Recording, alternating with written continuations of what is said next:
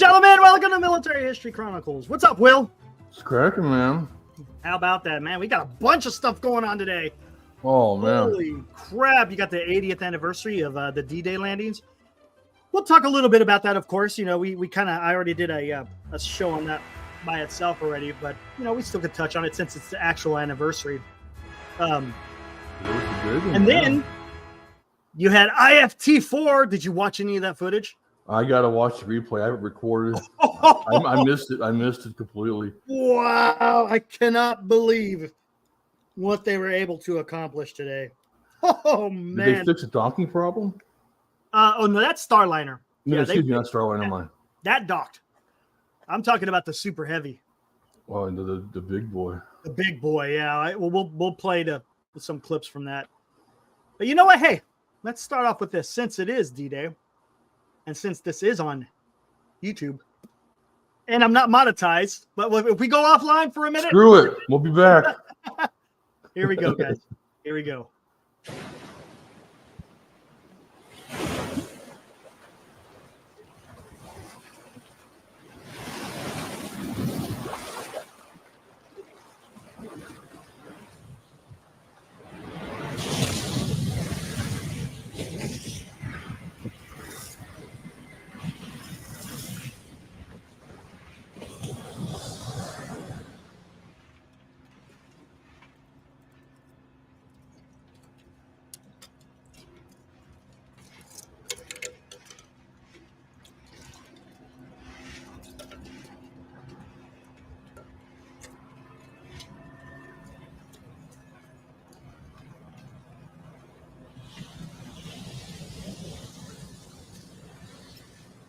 Big old plug of chew.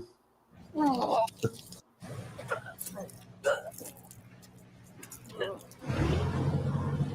the room! 30 seconds! Got me with you! North side stick, start with side stick. Move fast and clear those murder holes. Want to see plenty of beats between men. 5 men is a juicy opportunity. 1 man's a waste of ammo. Keep the sand out of your weapons. Keep those actions clear. I'll see you on the beach.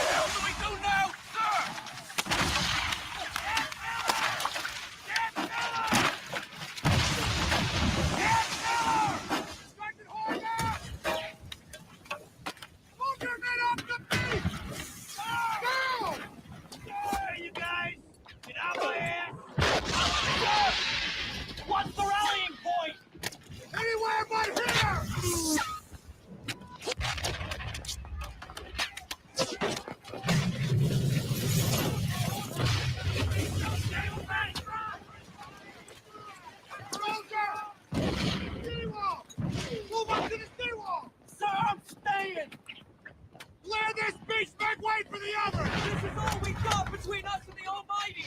Every inch of this beach has been three-sided. You stay here, you're dead here.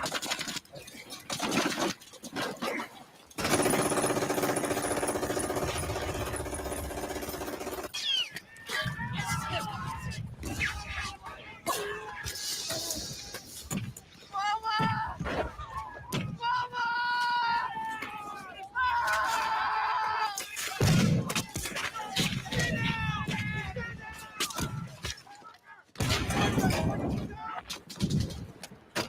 What are you guys? 104th Medical Battalion, sir! Here to set up field operations! Get rid of that crap! Grab yourself some weapons! Follow me!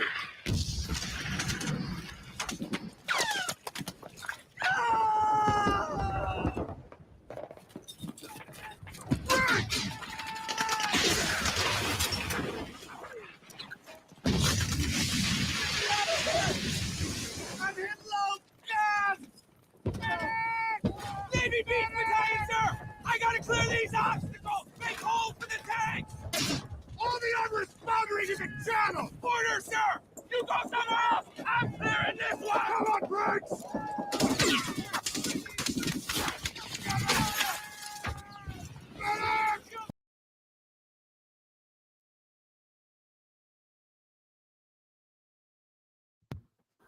They got us. All right, I'll have to wait. I knew it's gonna happen. Worth Oh it. well, we'll Worth see. it. It should come back. Yeah, that's all good.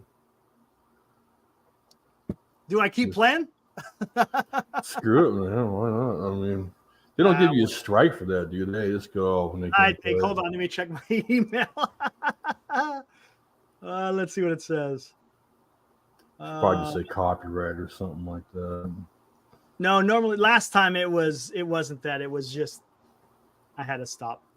Oh, We'll see. no big deal. Wumpty woo. Let's see if we come back. I haven't got no email yet. Man, I'm playing it through YouTube. It doesn't matter though. Hold on, did they get us? Oh, they did get us, yeah. What does it say? Stream unavailable. Hold on. Suspended. I may be done. It just says suspended, so we'll see what happens. I can always create another one right behind it if I have to. Let me see. Excuse me. Last time they say I'll suspend it until. Let's see if it comes back.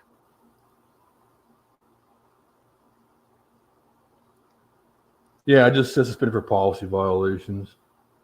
Yeah, I see it. We'll see what happens.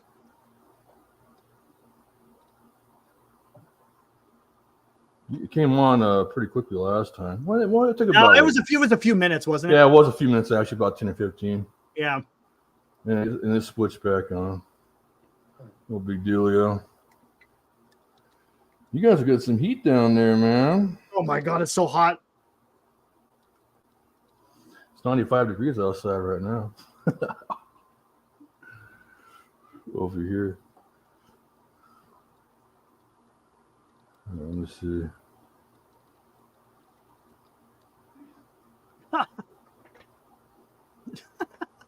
We'll see what happens.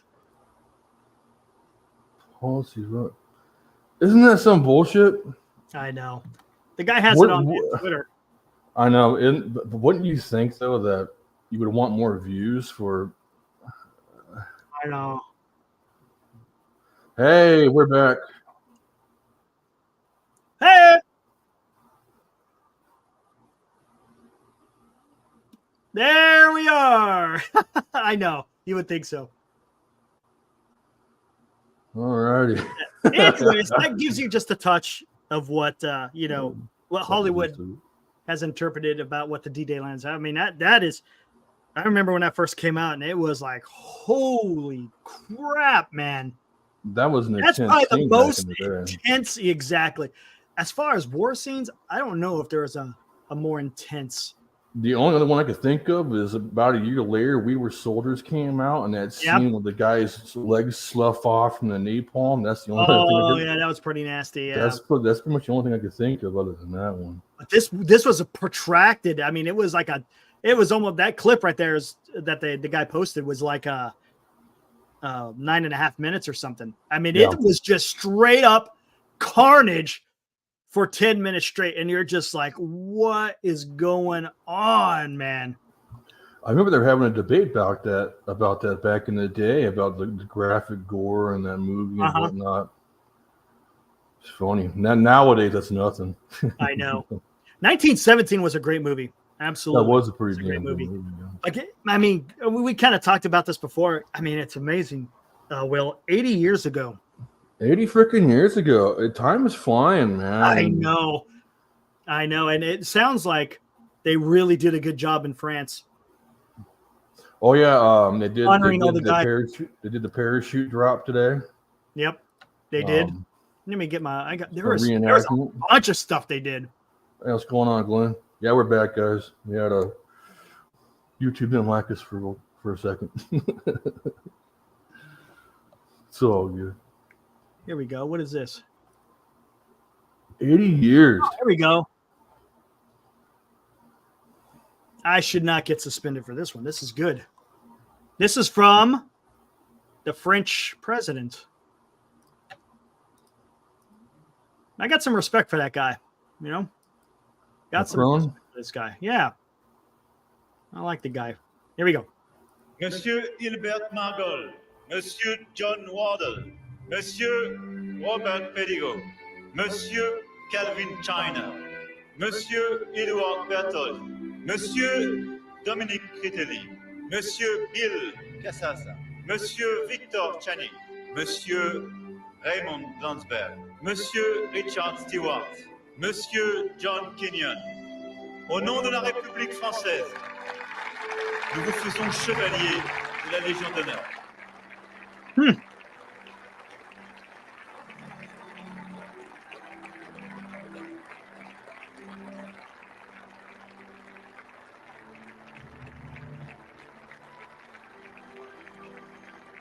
Monsieur Hilbert. I like that.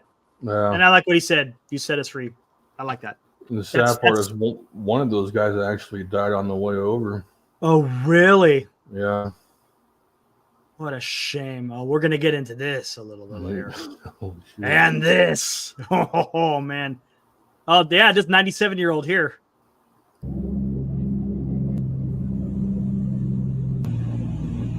He's about to get it.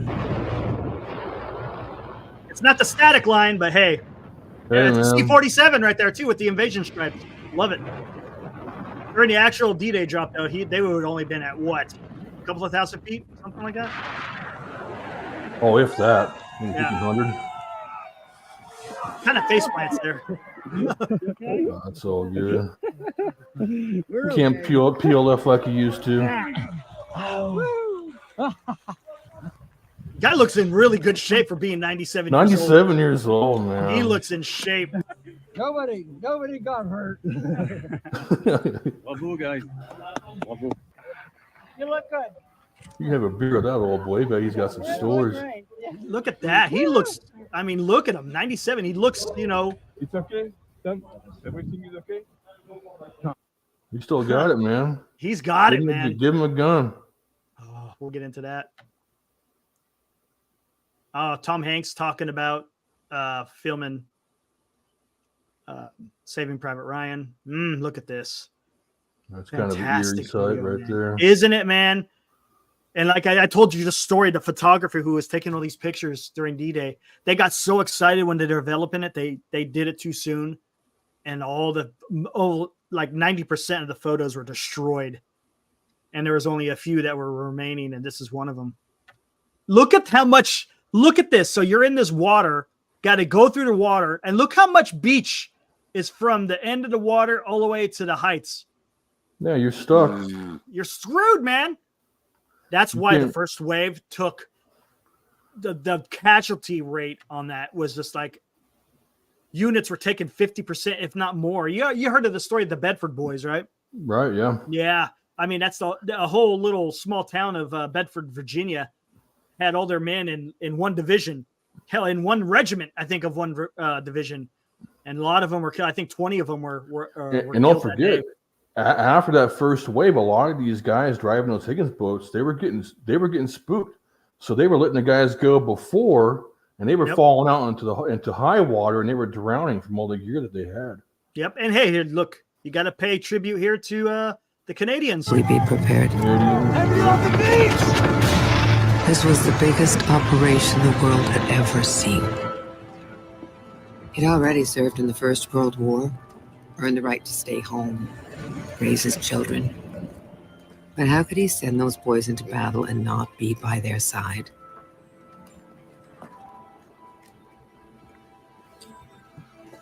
Now, let's not forget, too, a few days prior to Many this, were killed that day.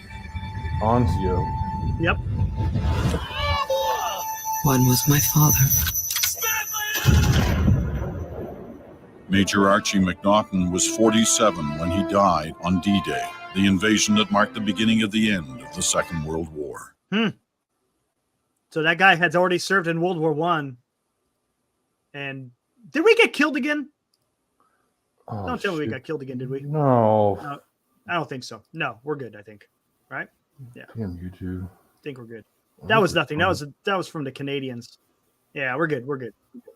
We're good.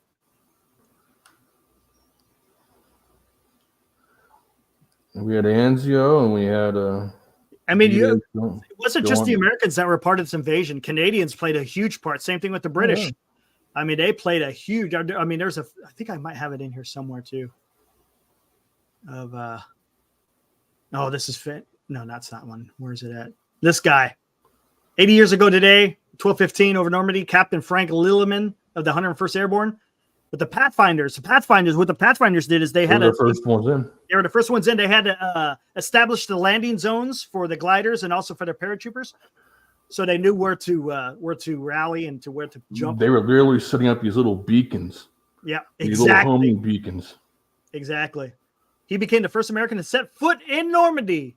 Look at that got the freaking stogie in his mouth, man. Yeah, that's hardcore, man. There you go.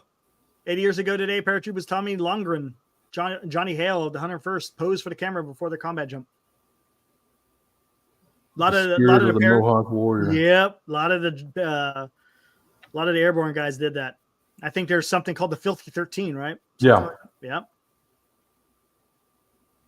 Oh, here we go. No, actually, not that worried about that one. Easy Company. They break down the command structure. Oh, well, I mean that. There was a lot of stuff. Oh, look at this. The drone. Oh, that's so cool. They had a drone. I know. Oh, right on the dot. Major John Howard. He was in charge of the British Army that were in gliders that were to take this bridge called Pegasus Bridge. That is a lesser known story in the war. If you guys ever want to check out a real badass story, look up Pegasus Bridge. Unbelievable. Yeah. And the glider landed like right next to the bridge. I mean, it was absolutely incredible. And they were able to take it because this is one of the only bridges that there was going to be intact. All the other bridges were taken out. Yeah, they were already bombed. They were already destroyed. Exactly. This is the one they had to hold. So when the armor came onto the beach and they had to make the breakthrough, this is how they were going to make their way to the east and make that breakout out of the beach. So this is a huge operation. Again, John Howard, fantastic. I think what's his name? Sean Connery, I think, played him. Yeah. In what movie? What was that? Not The Longest Day. Was it The Longest Day? Might have been The Longest Day. I think it was Longest Day. That was a long ass movie. Whew, man. But yeah, read stories about this guy. Unbelievable. Unbelievable. Oh, here we go. There's no sound. Soldiers of the North Shore Regiment landing at Juno Beach. This part of the beach, Sword, Juno, and Gold, it didn't have quite as much action as it was on Omaha and Utah. Don't get me wrong. The enemy was still there. It just wasn't as intense as it was on Omaha and Utah. No. You see all the British guys coming off? this is footage that's kind of famous. It's around a lot. Yeah, it's probably one of the more popular ones. Yep. There's not a whole lot of footage that survived that whole thing either. So no, there isn't. A bit more Starship. Oh, this was awesome, man! Holy crap! This is the Ministry of Defense Twitter from the Brits. This is a cemetery they have in Normandy. Look at this. It's all lit up. All the gravestones have lights on them.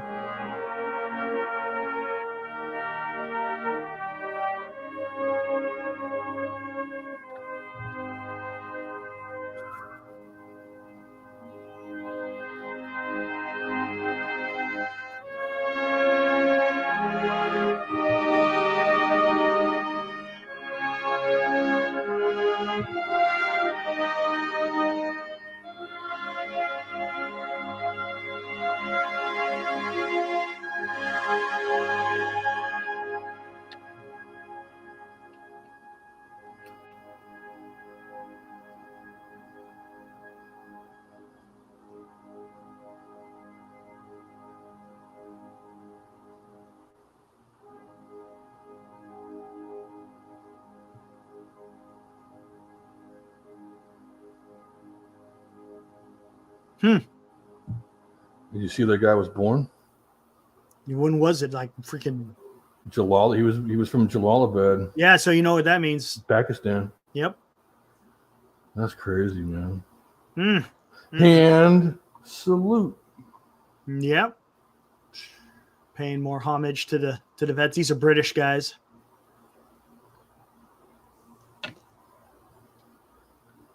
Major General John Rayan. He was a captain of the 5th Ranger Battalion. Those are the guys who, the 5th Ranger, they're the ones who took Point du Hoc, got to climb the cliffs. Look at that. This is it. Matter of fact, this is right here. The gliders carrying the Ox and Bucks have just crash landed amazingly close to the bridge. This is where the bridge was. Right there, right on top of it, yeah. Yep, landed right there. Unbelievable, man. They were trying to keep the Germans away from blowing that damn thing. Yep. St. Marie and Glisse, been there. The Airborne Museum is there. Fantastic museum. This part of France, I mean, they really they have not forgotten what Americans and Brits and the Canadians have done to help free them of the Nazi threat. There's John Howard again. Sent out the first code words after the first successful operation of D-Day. Ham and jam in just 10 minutes. In 10 minutes, they took the bridge, man. Unbelievable. Here's the Bedford boys. Goodness gracious, man. And if you got to think about it, during that time, you know, Bedford, Virginia probably didn't have much of a population. No. So when it was actually, I think 20 of them actually died. Probably small. Exactly. Oh, this is fantastic. This is I think done a while back, but he plays the national anthem. Check this out. Bayou. Let's hear what this is. Oh, I love the bagpipes and drum and pipes, man. Yeah. Oh, I love it.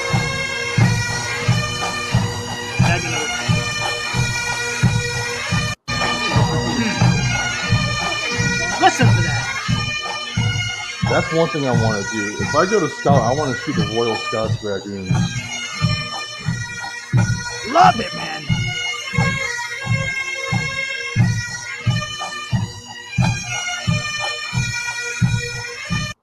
I don't know what it is about it. There's the bagpipes both have a somber sound, but also a motivate. You know, depending on what song that they play. It is absolutely the coolest thing when you got the drums and the pipes going. Man, yeah. Oh my God, man! It just makes you. It makes you want to march into war, man. It does. I'll do it. Oh my gosh, man! They need to do that every time. They need to do that every time. Granted, if it's a different time when you're able to do that in the battle. You know, that was back in the day when you used flags and bugles to make your, to tell signal. what regiments to do what. You know, that's how you communicated. Oh, man, dude. Oh, I read that. Of course, the famous order of the day from General Eisenhower. He sums it up perfectly, man. Sums it up perfectly. And there he is talking to the paratroopers before they took off. 101st, Screaming Eagles. You get the Army chaplain praying for the boys before they head out. Oh, there's the gliders. I don't know if I would want to be on. I'd rather jump out of a plane than be in one of those gliders. Oh, what's this? As a young child as D-Day approached. Like me, he lived local to Portsmouth. I don't know where they came from. One morning I woke to the sound of strange noises outside our house in Francis Road. I was off to see what it was all about. Breakfast was unimportant. On both sides of the road were military vehicles from one end to the other, and I later found out that these vehicles were parked in all the nearby streets. I rushed back into the house to tell my mother. She told me that they'd arrived after I'd gone to bed the previous evening, and they were preparing to go to war. Most of the soldiers were American. They were very friendly, and I remember sitting with other children, cross-legged, eating a wonderful minced stew, which they cooked in a huge tin. I don't know how they spared the food for us, but after the rationed war years, the food was wonderful. I don't know how long they were there, but our days were filled with wonderful excitement. One morning, I noticed the vehicles were no longer outside our house. Hundreds of different types of army vehicles just disappeared. Where had they gone? It was only in later years that I learned where they went and what they did. Those wonderful men who shared their food with us, many of them not making it back to their families. I and many like me owe them a great debt of gratitude, and I, who met them, will not forget them. That's pretty cool. I'm guessing that was a diary of a boy who must have experienced when the Americans showed up in England. Started training. Yep, they started training, and that was a beautiful. I think one thing most people don't understand, or maybe they know, but maybe it's a lesser thing. Maybe people they don't really teach it too much, I guess. But thousands of guys died training for D-Day versus actually going and fighting. Don't even mention. I mean, the casualties that were taken, during D-Day. But like you said, during the training operation, oh my gosh, if that happened in today, people would say it's a total failure. What are you doing? Stop this! You're not right. You're not going to do it. No more invasion. And then here's another thing that we could get into as well. The reporting back then was just totally different. When the operation took place, it took days, if not weeks, to find out exactly what was happening. Granted, they found out there was success within a day, but to learn about what exactly was going on. I mean, remember, there was no internet. There was none of that. It was all cable, telegram, cables, all that type of stuff. Satellite communications. So it took time for information to get back to the homeland. Right, and and think about it too. Once you make that beachhead landing, now you got to set up a whole new cable. You got to set up a whole new signal operation. Yeah, it's all about that. I mean, it's not easy. It's not easy. No, it isn't. And another thing to talk about today. Yeah, exactly. Back then, when they were preparing to do the invasion, they put all the soldiers in certain areas. There was like big giant camps, and there was barbed wired around. They had guards. There could be no information coming in or going out. Oh man, yeah. That's how, because they didn't want the Germans to catch on of what was happening. And they didn't. The Germans had no idea the landing spots of where the Allies were going to land. No. You talked about the Operation Fortitude where they made up the fake, the army faked the Third Army being in England under General Patton, thinking he was going to land at Calais. Yeah. That's how fooled that they had them because Oh, it went even farther than that. They even had them fooled thinking maybe they were going to go to Sweden or southern Right. France, and it's like, I mean, they had no idea. no. In actuality, Patton was still over in Italy getting ready to invade southern France with his Third Army, which happened. What was it like about a month or two after? Yeah, after just Normandy, about after something like that. Anzio. Yeah, after the Anzio campaign. Right. So I mean, it's just unbelievable. What do we got here? I'm talking about the different branches. Is that a Canadian uniform? That's British. Oh. Ministry of Defense, the Brits. Oh, okay. There you go. The old Mohawks. 13. It's sad these days what some people try to do to those images now. Like, well, you're appropriating. No, they were giving homage to a warrior culture. Right. Look at this. 4,000 high school students in Normandy stand to honor the World War II veterans.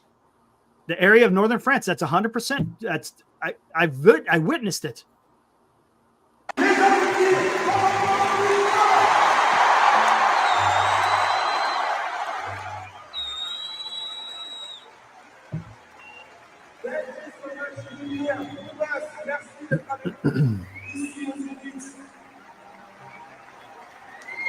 À vous, messieurs, chers parents, qui vient encore dans cette boîte avec la s'explique la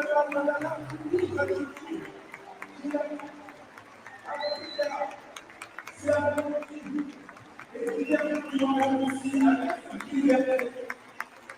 cette boîte avec la perspective de raisonner. Grâce à vous, il est notre passé, notre présent et notre futur. Liberté, le zénith, avec moi, liberté, liberté, liberté, liberté, liberté. Liberty, huh? Yeah. That's cool. It's good to see that the young people are paying homage to these guys. Yeah, I like that. You know, France, they get the reputation of being anti-American, but the French and northern France, Normandy, yeah. totally different, man. Totally different. And I think that's pretty much. I think the Dutch are kind of the same way too, if I remember correctly. Yeah. Dutch are huge pro-American. Huge. Operation Market Garden, man, that was another wild one. Oh man, that was a disaster. Freaking Montgomery, man. Montgomery is a good general. Don't get me wrong, but he wanted the British to take the forefront. Mm-hmm. Whatever. Didn't work out the way you wanted. Didn't work out. Glenn says, anything more somber than Amazing Grace on bagpipes? No. Not really. Well, no. If you want to see it. Taps. Is... Taps hits me. Even at nighttime, when I was on base, 10 o'clock, they'd blow taps. 10 o'clock, they play taps. Yep. You know what would catch me sometimes, though? Is just morning when they play the anthem in the morning. You'd hear the cannon. You would hear the cannon go off, and you'd stand at attention, give your salute while you're in your PT uniform. There's really never a time where I've never gotten the goosebumps when I've heard that. Whether at a baseball game, at an event, whatever. Every time. I always do every time. If you want to see a really good rendition of the bagpipes and drums of Amazing Grace, check out Andre Rieu. Just put in YouTube, Andre Rieu, Amazing Grace. Oh my God. It'll give you goosebumps, man. It is great. And another thing with taps, when you get the echo, when you get two people in the echoing taps. Dude, that is just and on base where I was, what's weird is when I was at Beale Air Force Base housing was about freaking 5 miles away from the base, literally like 5 miles away. So you could hear it and it echoed because we had the giant voice in base housing. And you got the giant voice, on base. So it would have that effect of the echo. And it was just awesome. Yeah, yes. 10 PM was, wow. For us. Yeah. I mean, not really lights out, but it's just tradition. It's always been at 10 o'clock. Yeah. Yeah. Somewhere around there. All right. What else do we want to get into? Is there I anything else? I used to write next to that big speaker. Giant voice. My old barracks. So I used to hear that like right there. I'm like, oh man, that's pretty cool. Then remember the old, not to get into the weeds, but remember the old mule calls? They would play the lunch is ready. We never had that. Oh, they didn't have the lunch bugles? No lunch bugles. We had the lunch and dinner bugles. We just had Reveille. Reveille, yeah. Well, Reveille, retreat, and taps. Yep. Retreat and taps. Yep. Exactly. Sitting there. Can I go eat now? Can I go eat? Can I leave?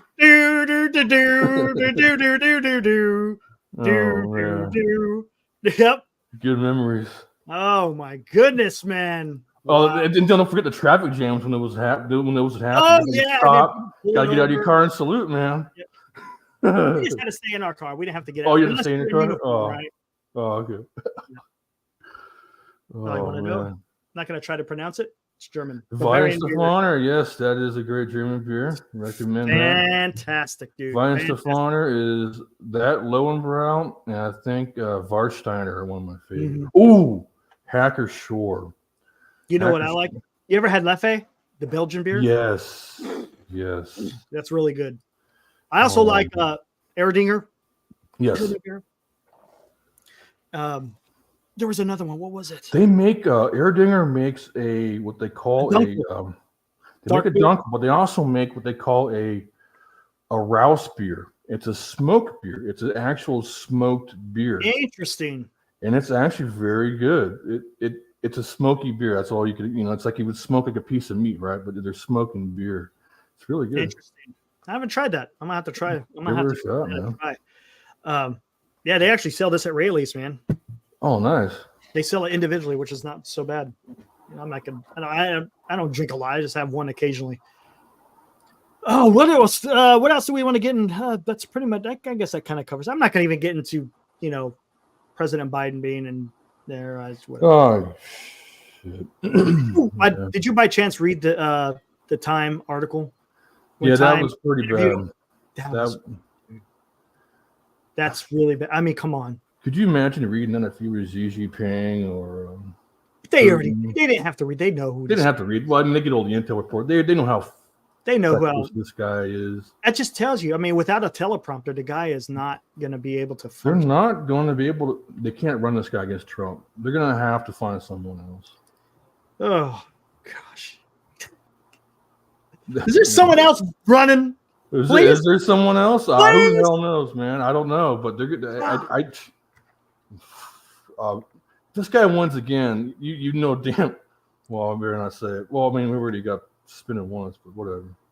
There we go. Let's change subject. Okay, cool. All right, here we go, guys. The flying if you guys haven't burner. seen it, 5 o'clock this morning. Actually, it was a little bit later. It was about an hour later, about 6 o'clock, 5:30ish, somewhere around there. AM our time.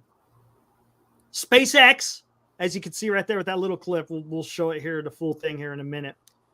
Launched integrated flight test number 4. Look at that shockwave. Dude, look at the shockwave going out. Look at that shockwave, guys. Exactly. That's what I'm talking about, man. That's how, because of the moisture in the air and the clouds, it just created it had the atmospheric conditions of where you could see, look, you could see the shockwaves at the bottom, but as it's rising, gaining more altitude, look at it.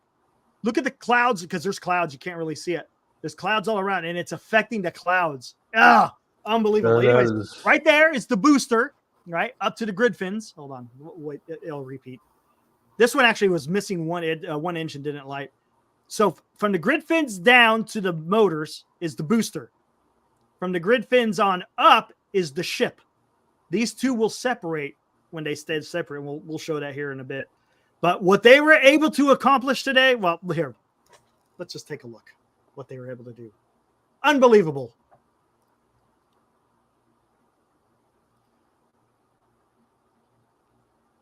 Hopefully I don't get... And capping it off with those re-entry views with dynamic control. We did pause vehicle ever designed. There is like 10 different groups, Oh, self-checkouts, go. venting different tanks and pressure lines throughout the vehicle. We essentially built that 40 seconds as that's about how much time it takes for the vehicle to take me know all if of they kill those us again. actions, which is why we hold there. I don't know. But all of that That's 1 happens minute. automated. You do a final checkout of the TVC, the thrust vector control, how we're going to steer. And then we see liftoff. So we're under As you can minute see, when they're away. filling it with liquid oxygen and liquid methane, because there's so much humidity in Texas, it just lingers like a fog. 45 seconds and counting. These black things, they're called the All right, now as we close in, those are going to be used to catch we are the past the booster 40-second eventually. mark. It's going to catch the bottom part of Let's the listen in. Flight Director Ty Huntington's going to take us through one more time for a Starship liftoff.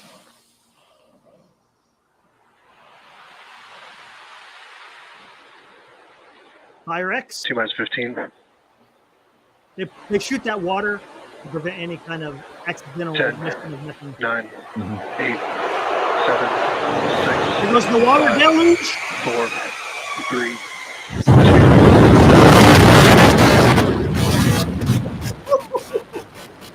Man, it never gets old, dude. We have to stop.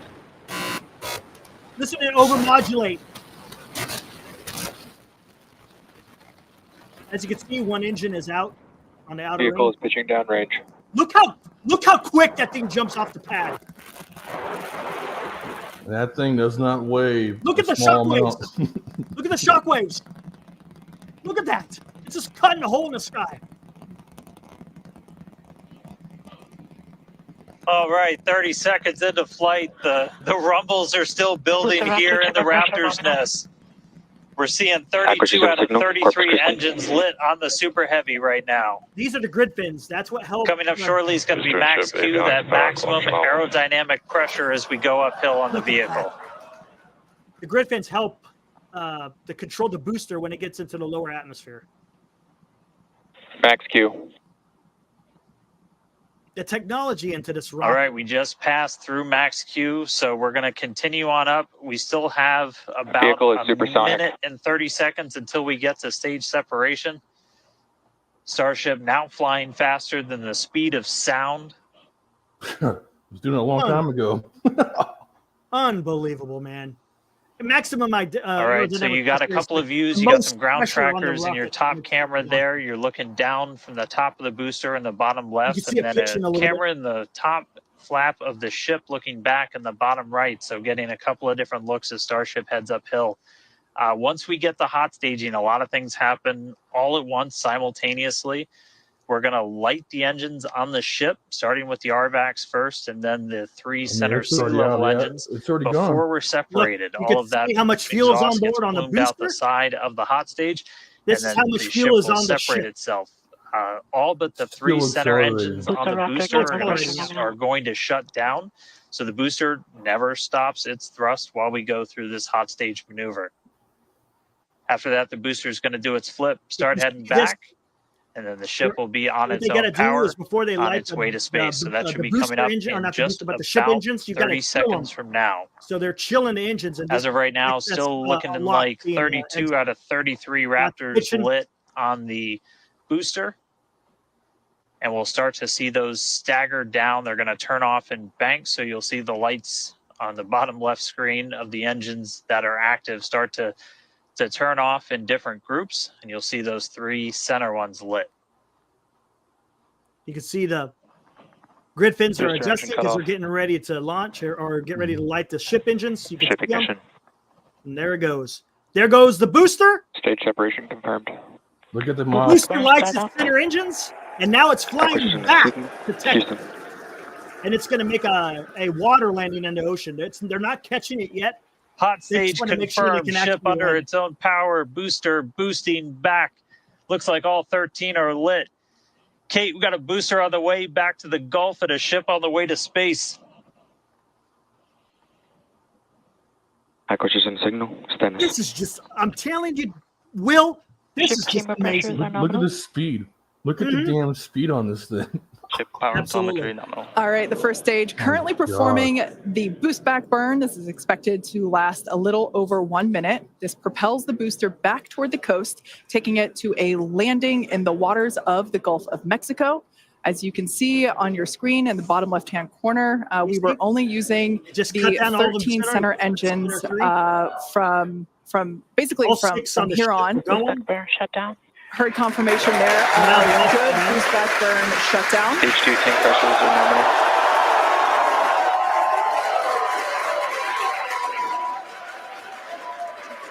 nominal. Lots of excitement. So right here, there goes the hot staging ring.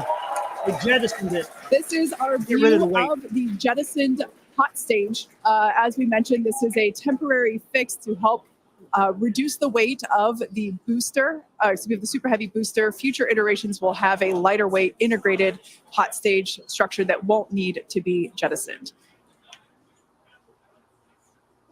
Now, after we jettison that hot stage, the booster will begin to attempt its water landing in the Gulf. In the meantime, the ship will coast for about 40 minutes or so up to an altitude of 214 kilometers. And after its coast phase, it will attempt a controlled reentry, including a flip maneuver and a landing burn just before splashing down in the Indian Ocean. But as a reminder, we are not attempting. Trajectory nominal.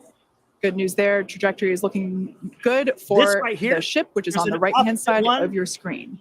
180 degrees from this is what's going to land on those chopsticks that I showed you on the. At this point in time, as you can see, that's how we have no engines lit on the booster. It is coasting back toward the Gulf of Mexico for a water landing and ship under power of all 6 Raptor engines. There's 3 sea level and 3 vacuum Raptor engines that are lit, as we can see on your screen. You can see the altitude starting to fall. Yeah. It's speeding up. It re-enters. These views have been looking incredible. Super Heavy has been performing beautifully today. And you can hear the crowd is very excited about it. As a reminder for Booster, the primary goal today is to do a landing burn and a splashdown in the water. And we are just about 30 seconds away from that landing burn, expecting to begin. And an incredible view from the forward portion of the booster. This is basically on top of the Super Heavy booster, where we have jettisoned that hot stage. So now we can see this incredible view of Earth as it's making its way back down to the Gulf of Mexico. Right now, the booster is using the 4 hypersonic grid fins to guide itself through atmospheric re-entry. This is at the bottom looking up. And we are expecting that landing burn here.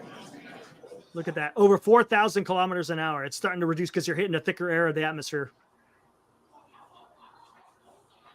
And we will be igniting 13 engines. And this is a great view. On your left-hand side is a view. It's 3 views from the booster, and your right-hand side a view from the ship. There you go. And you can see those grid fins on your left-hand screen back to the vertical. Rotating and turning there goes to guide the booster. And there's that landing burn. One of the engines filled. All the other ones are going good. Here comes the water. That landing burn just begun. And a nice soft landing. Look at that. Look at that. That's a skyscraper. That's a skyscraper. Landing softly on the ocean, and then it tips over. Unbelievable. Unbelievable, man. What an incredible sight. I mean, seriously.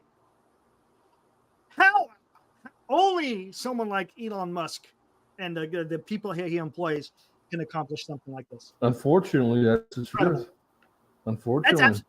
And what's going to be even crazier here in the next few launches, they're going to actually catch it back at the launch pad where it came from. Just like what they do with the Falcon 9, except this thing is 30 meters wide and like 150 meters tall. They blow NASA out of the water. Man. Oh, 100%. NASA is a complete. Congratulations to the SpaceX team. Okay, here we go. Ship has entered terminal guidance. That was here's the ship. Here we go. of the hot stage structure. This is where it gets nuts. And we have a much stable. Those flat. Okay, so this is the ship. It was at a suborbital height, and it's going to come back and start and land back just to the west of Australia in the ocean. Now, what this thing does, they call it the flip maneuver. So it's coming in, the ship's coming in like this in the atmosphere, basically using it to slow down. And then eventually it gets to the point where it becomes horizontal and it's in a free fall. And once it gets to the free fall, once it gets to a certain height before it hits the ocean, it launches or it reignites its engines, comes back to the vertical, and then lands. That's what the flip maneuver is. And that's what they're going to try to do with this after re-entering the atmosphere. There we go. Just in case anybody's curious, that 26, almost 27,000 kilometers an hour. It's only Mach 25, that's all. That's almost about. This view is going to move around as the flap does. Yep. And then the other one we had a little bit earlier is looking at one of the other forward flaps on the other side. Eventually, we're going to keep adding more cameras to Starship, get a couple of different views from the outside of all the different areas, and then also eventually to be able to see payloads once they're deployed. So a lot more exciting stuff coming up in the future. But right now we're getting closer to reentry. See, you can see the plasma starting to build up. Hypersonic speeds, more than 5 times the speed of sound. Wait, we're going to see that plasma. You ain't seen nothing yet, man. Kate Jesse, excitement coming up.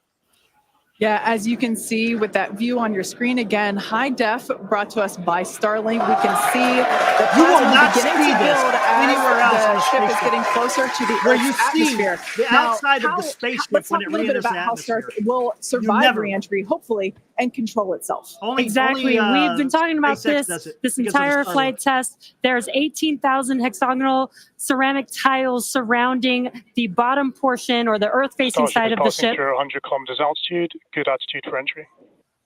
Great call outs there. Now, during atmospheric reentry, the vehicle is going to see temperatures as high as 2,600 degrees Fahrenheit or over 1,400 degrees Celsius. So those tiles are there to help protect the vehicle from this extreme heat. Yeah, and the flaps will help control it. Now, one noticeable difference I see immediately, those flaps are not moving as much as they were on Flight 3. So that is a great sign, right? We had unplanned loss of roll control on Flight 3, so we added some additional thrusters, and we can see that they're working well, and we have a much more stable view. So those flaps, there's 4 of them, 2 at the top and 2 at the bottom. They're made out of stainless steel. And yeah, they help steer the ship, which, as we can see, the plasma continuing to build. Now, if the ship survives reentry, it will have to perform a flip maneuver as well as a landing burn. We saw this demonstrated in a couple of high altitude flight tests back in like 2020, 2021. Similarly, temperatures increasing on the nose within expected ranges. Look at that. Great news there. It sounds like the temperatures that we are getting during take in now look at this incredible new and different view that we're seeing. Purple. We did get a similar view in Flight 3, but again, the vehicle did lose a little bit of its control, attitude control. Indications that the atmosphere, right, as the ship comes back down, it is getting through the more dense part of the atmosphere, and the atmosphere is helping to push against the vehicle. If we make it all the way down to the water, still going to attempt a landing burn, but still a ways to go. Now you're starting about 64 kilometers in altitude right now. We made it through what's expected to be the peak. It is. And now we're just going to start encountering wait to see what happens with the ship as the atmosphere gets thicker and thicker. So we're at 63 kilometers, so we've already made it farther than we did on our last flight. You can see pieces. You see that the last sparks. signal was coming at 65 kilometers. There you go. So again, what we're really looking at here is the performance of the heat shield, of the flaps, of the seals in the flaps. There's just a whole bunch of different areas that we're keeping a really close eye on as we re-enter. Seals where the hinges are for the flaps. And that was one of the issues I know that Elon Musk was concerned about right over in this area, because that's going to be the weakest part of the heat shield when it has to re-enter the atmosphere. And looking like we're still on a good trajectory. If you're seeing little camera moves, that's the flap moving as it continues to maintain. The camera's on the flap. The attitude of the vehicle as it re-enters. And I mean, not just camera views, but we've got sensors inside the ship. We've got those sensors down at the very aft end of the vehicle where we pointed out we had some intentionally missing tiles, where we've got some sensors looking at just how hot it's getting around there.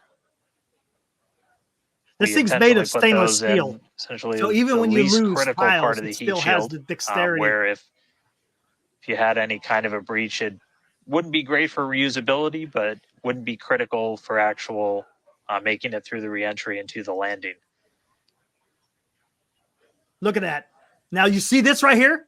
58 kilometers. That's some of the plasma that's leaking through. Again, right now we are over so the it's Indian coming Ocean. through We're the joint, and then it's getting exiting closer and out closer here to that expected splashdown point, which is just to the off the northwest corner of Australia. Mark, you're right, man.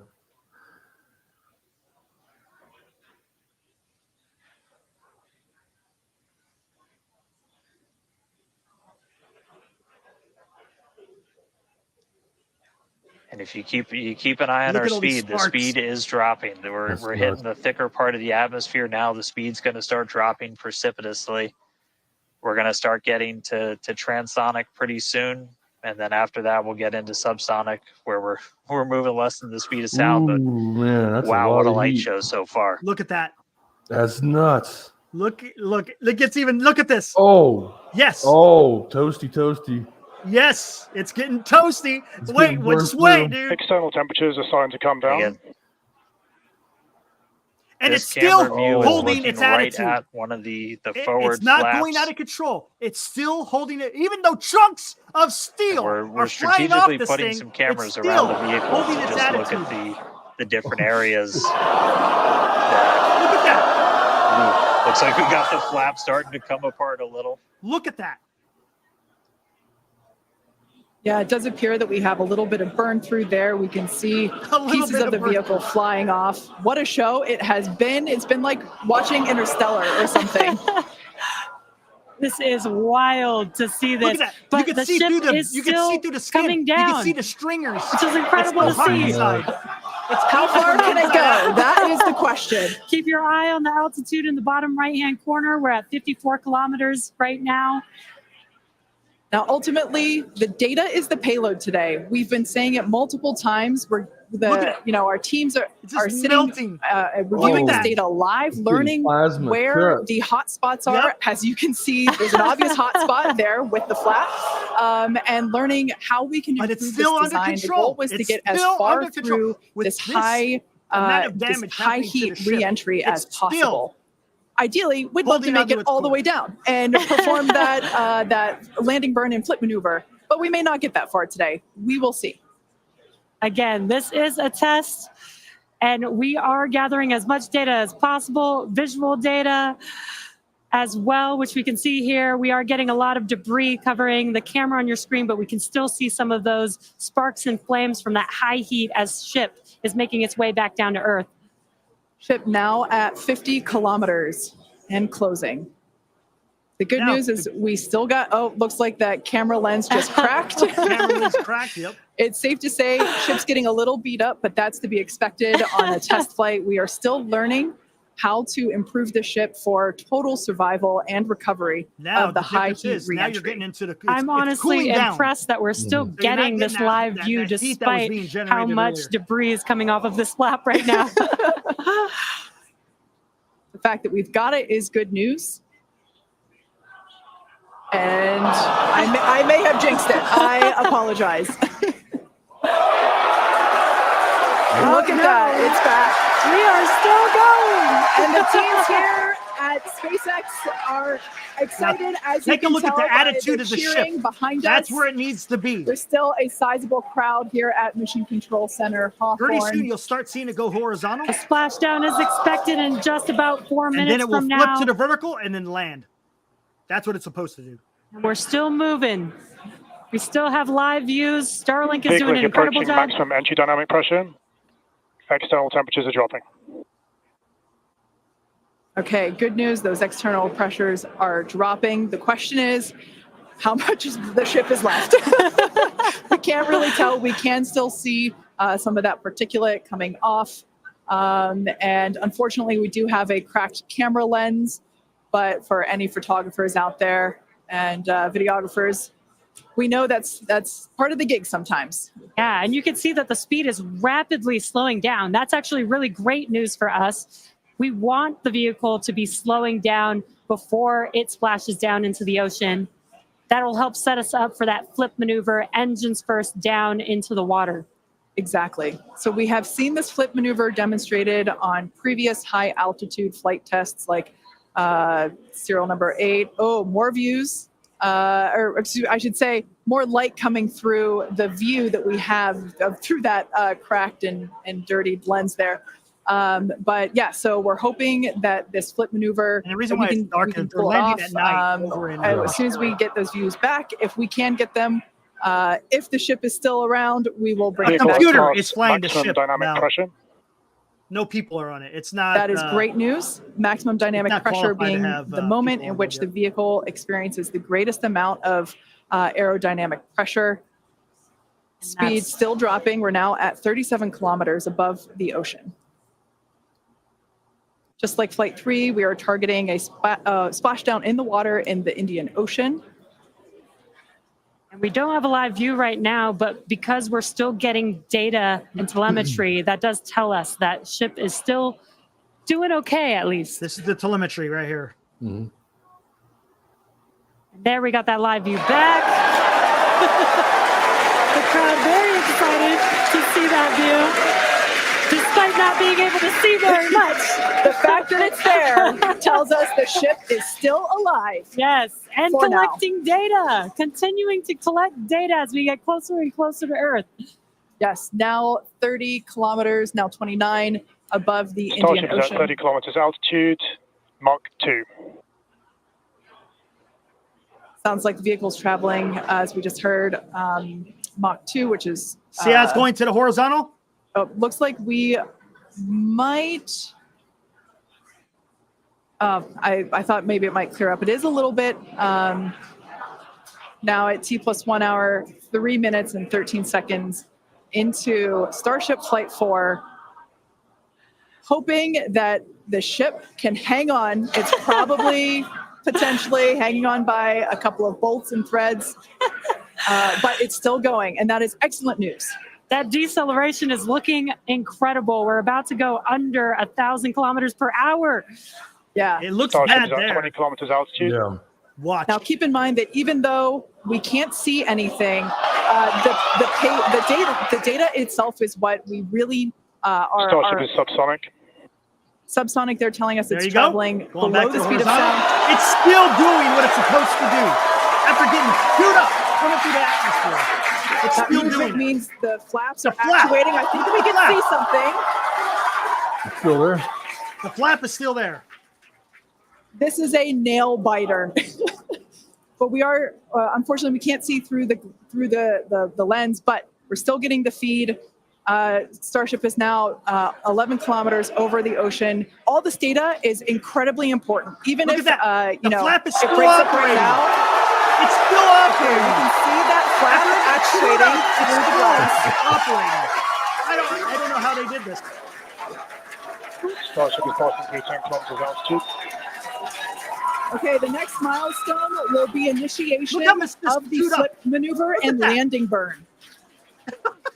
Keep an eye on the chewed bottom right corner of your screen for those 3 center engines to relight. They will gimbal or angle so that the ship flips itself back up Watch the vertical telemetry. and hopefully lands in a vertical position. And the crowd is very excited to get this view of that flap still More Starship is maneuvering. passing through 5 kilometers altitude. Oh, are you serious? This is incredible. We're getting very close to splashdown. These fireflies are such a good sign of life right now. We wish we could see more, but we'll take it. Starship is at 2 kilometers altitude, There it terminal goes. velocity.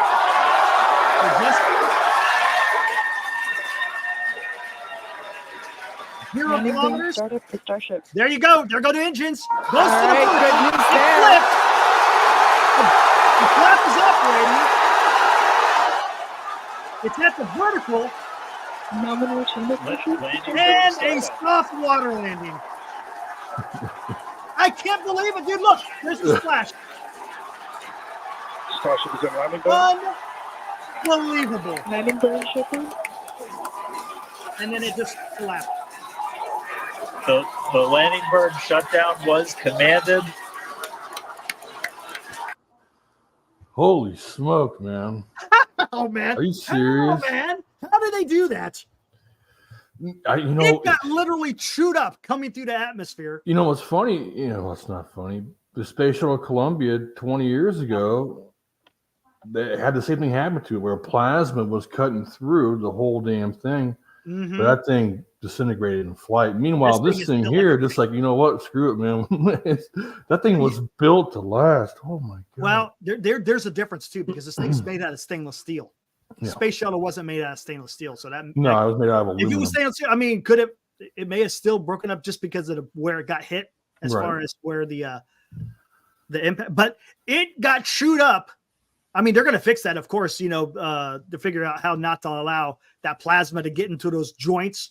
100%. So they're going to have to figure that out. But the thing performed perfectly, man. Unbelievable. And that's only its fourth flight. Isn't it? Fourth Isn't it ridiculous flight. How far they've come in Fourth. just a few months? I mean, during the Apollo program, or even just say the Mercury program, how many rockets failed before they could send a human to space? oh god. Yeah, it was a crap ton. I mean, this is just unbelievable. I mean, it took till Apollo 9 for men to be actually inside the actual command module. Right. Because it actually exploded a couple of times. Yeah. Oh my gosh. I mean, that is just absolutely fantastic. And again, we've talked about this before. Every time we talk about Starship, I wish more people were more excited about this. During the Apollo is the program, stuff that we need in the news. We don't need to hear about all this BS drama with whatever it may be, and homeless issues that are rampant. This is something that you can rally some people around, right? 100%, man. Like we talked about this, for the last, almost going on a year, and now we're like, you can.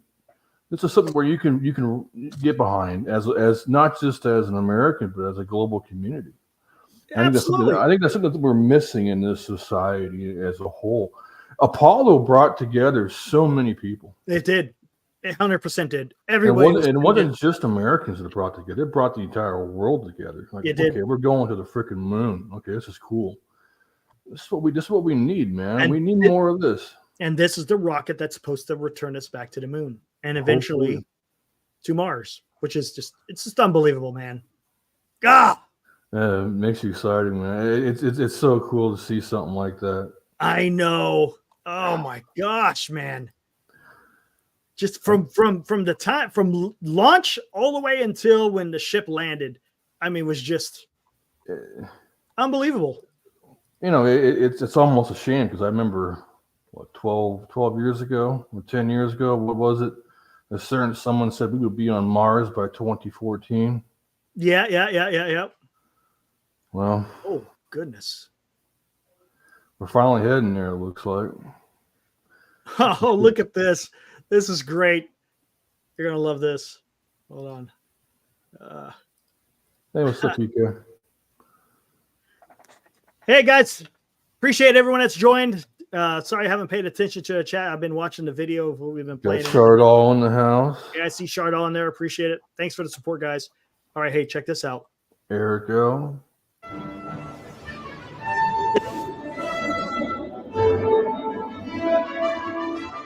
Look at this.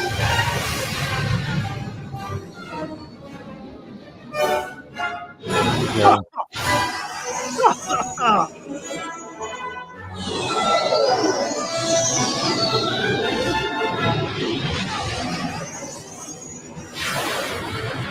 That is unbelievable.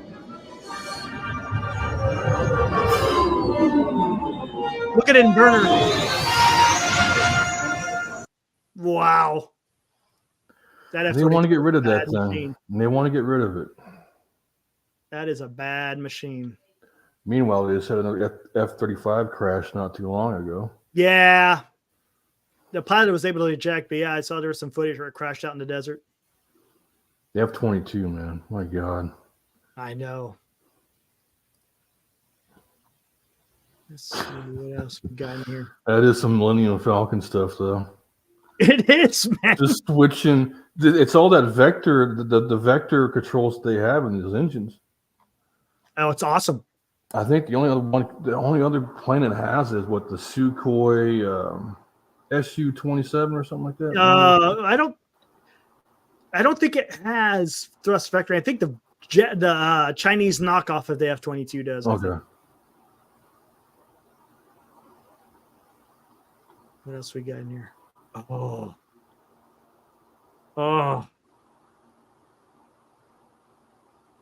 You remember this guy? You might remember this guy. We'll get into the chat here in a minute, but just taking this up. Remember this guy?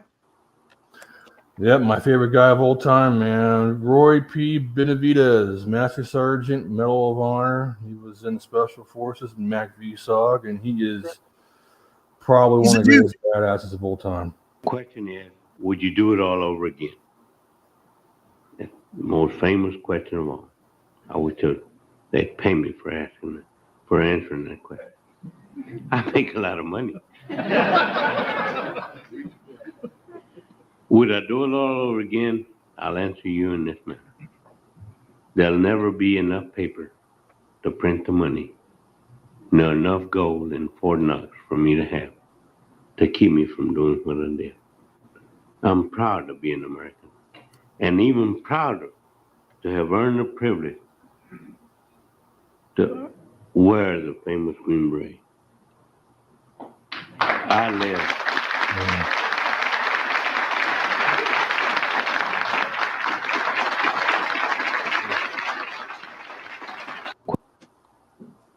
Yeah, if you guys want to read about a total badass, check his story out. Roy Benavides. Found himself 37 puncture wounds, exposed intestine, a broken jaw, and was completely caked in blood. He appeared to be dead until he spit in the face of a doctor who was zipping him up in a body bag. Oh, man. He had to teach himself to walk again, too. He was paralyzed. Yep. Oh, there's another guy. Did you hear the guy that got the Medal of Honor when he was in Iraq?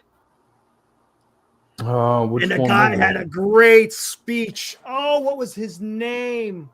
There's been a few guys. Guy that ate the grenade. Now you're gonna make me hold on. Let me Google him and then I'll do it. The dude had a badass speech. Oh. What was his name? There was another hour and a half long.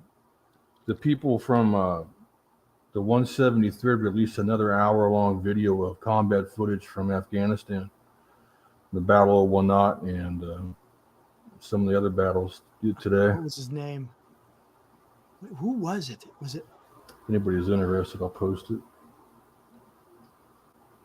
Oh, what was his name, man? No, he got a medal. Oh, is he living or is he dead? He's living.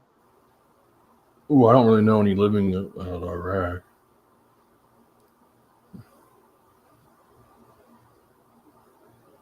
This is the guy. Is this it? Nope, not him.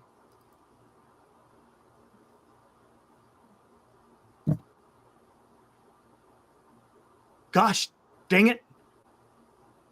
What was his name? Oh, okay. This is the guy. This is the guy. Hold on. Okay.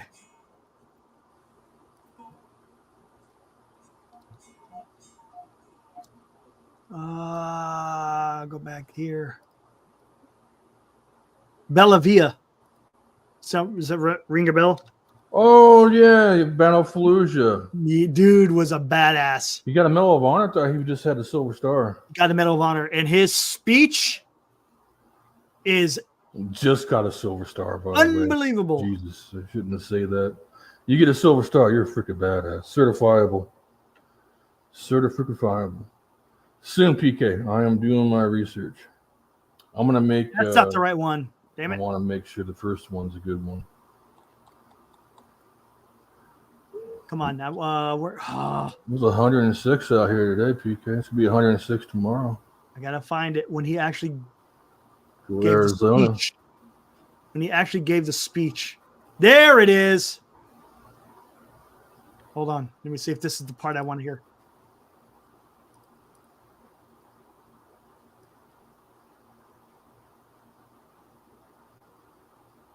Hold on.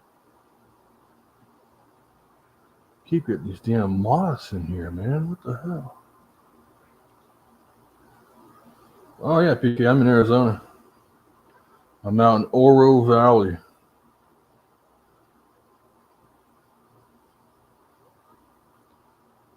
It's pretty nice out here. It's beautiful. Hot, but beautiful. Oh, here it is. Oh, this is the line. Dude, it's a little bit low. But the line he gives on this is absolutely incredible. All right, here we go. You guys got to kind of have to be quiet. It's kind of low. Here we go. We don't care what you look like. We don't care who you voted for, who you worship, what you worship, who you love. It doesn't matter if your dad left you millions when he died or if he knew who your father was. We have been honed into a machine of lethal moving parts that you would be wise to avoid if you know what's good for you. We will not be intimidated. We will not back down. We've seen war. We don't want war. But if you want war with the United States of America, there's one thing I can promise you, so help me God. Someone else will raise your sons and daughters. We don't care what you look like. That is a staff sergeant in the United States Army, man. That is a career staff sergeant. He never made E7 because he spoke his damn mind. He's a career E6, and that is the typical. Yep, I like that guy. I would love you to like have that. That is a career E6 all day long, man. There's always those guys. They speak their freaking mind and never make E7 because of it. That's him. That is him. That's a career E6. Right the hell on. That's a career staff sergeant. You like that? 100%. Telling it like guy's it freaking is, man. Basically, That's say what I'm we don't want talking war, about. but if you do, someone else is going to be raising your kids. That's a career staff sergeant. Hell yeah. I've come across a few of those in my career, The dude and they were all awesome. He literally killed like 4 or 5 guys. He killed a guy with hand-to-hand combat with the damn Leatherman. In a building. Yeah. Yep. Incredible. With the old standard issue Leatherman that we get. That's brutal. That's brutal, man. But damn. Yeah, so today, I don't know if they picked today to do it or not, but they released on the Battle of Wanat YouTube channel 1 hour and 15 minutes of combat footage of the 173rd in Afghanistan back in 2007, 2008. Is that clip that you showed me? That was like about And 15 minutes? they include the Battle of Wanat in there too. It is freaking wild. That was a hot fight. That wasn't. I couldn't tell because it was all from the point of view of the Taliban. But this one's from the point of view of us. Oh, is it? Yeah. Was it to me, it didn't look like I'm talking about for the Taliban. It wasn't a lot of aim shots. It's just throwing rounds downrange. From people that I've talked to that have been there and done that kind of stuff, they kind of spray and pray. Yeah.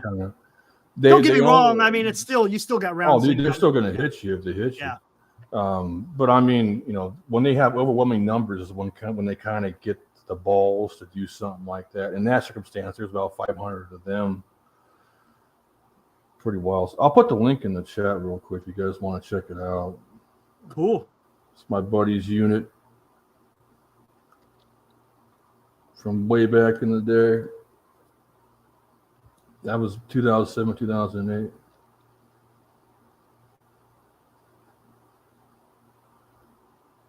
Oh, what's going on, PK? Let me see. Let's see what we got going on here.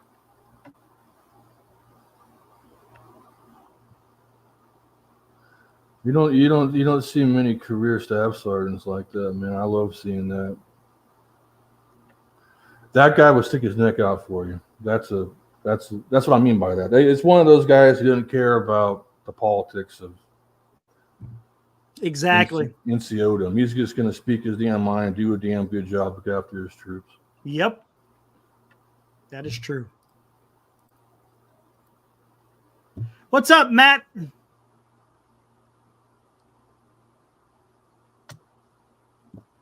Let's see here.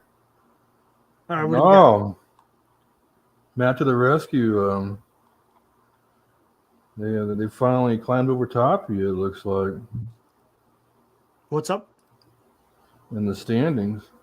Oh yeah, I had such a shitty day today. I had like barely, maybe just a tad over half of my roster going.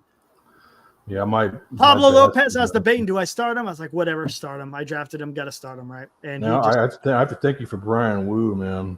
Oh, dude, the dude is playing really well for you. 1.09 ERA. Awesome. Jesus. I just didn't have the room, man. Just didn't have the room, unfortunately. And I didn't know how he's going to be when he came out. I like your trade with Dan, though. With Lugo? That was a good trade. We'll see, man. His first start, though, was kind of shitty, but we'll see what happens. Yeah, well, they were playing against a pretty hot team, I think. So. Are you still working on that, right? It's going to be like conspiracy and paranormal, right? Yeah. I'm researching first, and then I'll get my story together. And I haven't even decided on what the name is for it. I got an idea, but I kind of want to plan everything out first. I want to make my first one a good one. I don't intend to release videos every week, kind of like maybe a quarterly basis. Yeah, that's good. There's nothing wrong with that. Yeah. And then make some real good stuff, put some time into it. And what's cool is, so my brother lives in town, and he's dating a gal who is from what tribe is that? Just down the road there near Swarita. Anyways, they have some stories on skinwalkers, so I'm going to be able to interview some of those elders about the skinwalkers and some of the Bigfoot stuff in the area, the giants and stuff like that. That's going to be cool. Yeah. So I'm getting access to that. So that's pretty badass. That's awesome. The only thing I wish I could do, it'd be more like the Kings and Generals, but they got the graphic. He's got a whole team, though. You know what I'm saying? It's if you get a whole team, operations room where they have all those cool graphs of the planes. Oh, the graphics and everything. I mean, yeah, you got to know someone who knows how to do that kind of stuff. Yeah, I'm trying to figure out how to do something like that. I'm not going to do that, but I'm going to have I don't know, maybe stock a video. I'm still trying to figure it out. Yeah. I did media back in middle school and high school, but that was 20 million years. It's totally different now, man. Oh my God. I don't know if you did it back then, but you remember how you used to put the VHS in and then you could rewind and splice things together and put the graphics in. Now it's all computerized. It's all computer. Hey, what's up, Mike?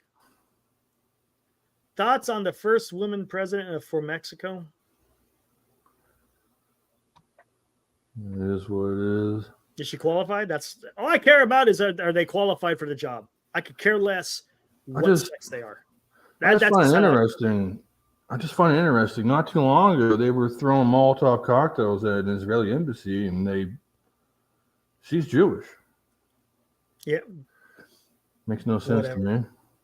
Yeah, the world doesn't make sense. And at least that part's kind of calmed down now, so we don't have to worry about that too much. And I've heard anything on the Houthis either, but the Houthis are still out there doing their thing, obviously.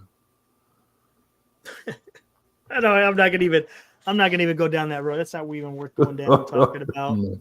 It's just gonna piss me off, man. You hear Biden today talking about we're not gonna leave Ukraine, right? We're not gonna basically, what was the exact words? I can't remember. We're not running away from Ukraine or something. But it's like, hey, dude, what did you do in Afghanistan? You ran the hell away. You ran away. And you know what? Not only did you run away, you left Americans behind. Well, what did you do in the Middle East right now? You ran away too. You ran away from there. Exactly. That's why I'm saying everything he said. It's just politics. He's just pandering for votes. That's all it is. And this recent border thing, that's another thing. He just everything he was talking down to Trump about, he's did at the border. It's like, okay, dude, give me a freaking break. Of course. Are you serious? Is Trump really going to jail? He probably will. Yeah, they'll probably do something. He'll probably go on. He'll probably win the thing on appeal. It's not going to stop him from running to be president. No. By any means. No. If anything, it'll only solidify people's votes to vote for the guy. Well, let's think about it, right? Let's think about this real quick. Whether you're in the Trump camp or the Biden camp, you're already there. Whether or not the verdict was guilty or not guilty, do you think it's not swaying nobody? That's true. You know who the problem is? The votes that you're going to need is the independent vote, and if you can't get that, you're gonna have it's gonna be tough. I think. Well, let me preface it at this. Let me say it a better way. I think what it did is it showed people what the left is kind of all about. That they're And if you noticed, at the same time the trial, the conviction was read, he had the rally there in the Bronx, and most of those people were Black and Latino standing in line, rallying for Trump. It's just, I don't think it went the way that the left wants it to, but we'll see what happens. But the problem is everyone understands where quote unquote the left is coming from, but it doesn't matter because because both sides are feeding their relative base. I get you, yeah. You're not whoever wins the middle vote, basically the independents, is going to win the election. Right. Because right now you could kind of say the country's 50-50 right now. I know. I agree with you. We're in that Ross Perot situation like we were with Clinton and Bush. But the stakes are much higher than it was. Much higher than ever. Yes. And what I mean by the stakes, I mean we're talking some big things here. Not just domestically, but abroad. I mean, there's so many things. How much more inflation can we withstand? We'll turn into Zimbabwe here pretty soon. Yeah, exactly. You got the gas price. That's one thing. When I was coming down here, when I was moving down here, I was driving through California. $6 a gallon everywhere. It's like what in the hell? And then you hit Arizona, and it's like, okay, we're insane. We're in a sane world now. Yep. I could go to McDonald's and pay an actual regular price for a burger that would cost me the same price would be about 4 years ago in California. Right. And it's only going to get more. Dude, I bought a 3-pound bottom round. I'm making a Japanese curry beef tomorrow for a company. And I got a 3-pound bottom round to cut in the stew meat. $8, man. That's it? $8. It would have been like $20 here, probably. Over there at Fry's. I mean, God. I'm not sure what's going on in El Salvador. I know they're having issues there. What is it? Is it the police force or is it the president? There's something going on with in El Salvador. I remember El Salvador. I think Peru's still having, or not Peru. Peru's having issues as well. Yeah. Peru's always kind of had. Ecuador still has some issues. You got to be careful. You know who's trying to get involved in that part of the world, right? Oh, China and Russia.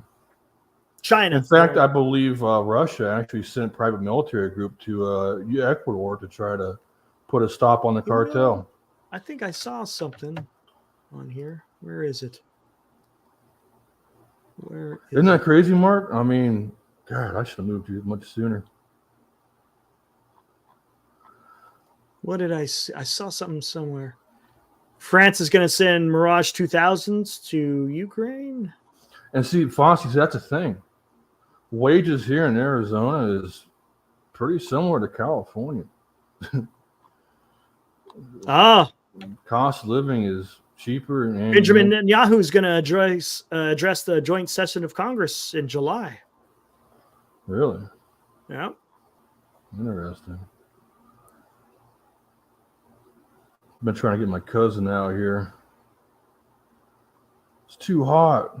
Well, it's only 3 months out of the year, man. Unless you're in Phoenix, you guys are a lot hotter than we are. All right, what else we got in here? What's going on here, PK? No, I did not know that. He wanted to buy the Giants. Trump. Oh yeah. I think I remember reading what? about that. Way back in the day when they were was that when they were trying to move to Miami? Oh, really? Is that what it was? I think so. I think that's when he was trying to step in and do his thing. Ah, makes sense. Ooh, what is this? Yeah, I was right. PK said. Isn't that crazy, Fossey? Freaking nuts, man. I can only imagine what it's like living in the city right now.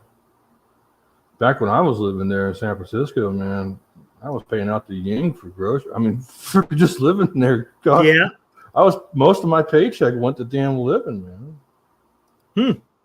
Just a roof over my head. That's where my paycheck was going. Well, I was young and stupid too at the same time. Making pretty good money. All right, let's see what else we got in there. We pretty much covered everything. Oh, what do we got coming up? Oh, in about 20 days, we got the presidential debate. That should be interesting. Oh, yeah, we got the 20. Oh, man. The 27th, right? I think it is. Yeah. If you guys are into cycling, and we got the Tour de France coming up on the 29th. The Tour de France. Wake up early, put that on TV, space out. It's pretty cool stuff. If you like the scenery of Europe. Yeah. I watched the Tour d'Italia this last month. I love watching the European stuff for a reason. Mike says, are you voting for Biden? Oh. You want to know the answer? I think you know the answer to that one, Mike. Man, dude. No way. There is no way. I'd have to have a damn lobotomy to do that. To be honest with you, I think the presidential part of the ballot will be left empty for me. Just saying. Probably going to be empty. I can't, man. I just can't do it for either of them. You got to have a brain aneurysm at this point. Really. Oh my God, man! The two choices that we have. I mean, it's not even. Golly, man. There is no alternative there, Mark. There's none. Well, unless you want Nikki Haley or God. Geez, I should have not even put that one out there in the universe, man. My God. You know, he hasn't even announced who a running mate is, has he? No, he hasn't. Interesting. I hope it's not. This really did exactly, Jimmy. That's what I'm talking about. Is this really the best two candidates we have? This is America. What? Okay, so let's do a history connection. So this is a history channel. Is there any worse election than this that we could think of? No. No. Even in the 1800s, I'm just thinking Millard Fillmore or freaking. God, I can't even. I mean, Andrew Johnson was a dumbass, but that was because Lincoln got assassinated. That wasn't because of the election. James Buchanan versus. Well, he became dumb at the end, where he wouldn't do nothing about slavery at all. This has got to be the worst. It has to be. I'm thinking it has to be. We got two more. I mean, God. We do. You got one guy who has no clue. Another one that's just worried about himself and nothing else. To make no illusions. You know, Donald Trump is all about himself. Period. Right. And he's an outsider, so he'll never be accepted within Washington. So everything he does will just get put to the side. I mean, they're not going to. Even though he says he's a Republican, they're not going to help him out none. Oh no, nope. It was like that when he was even in office. They didn't. If you think, I mean,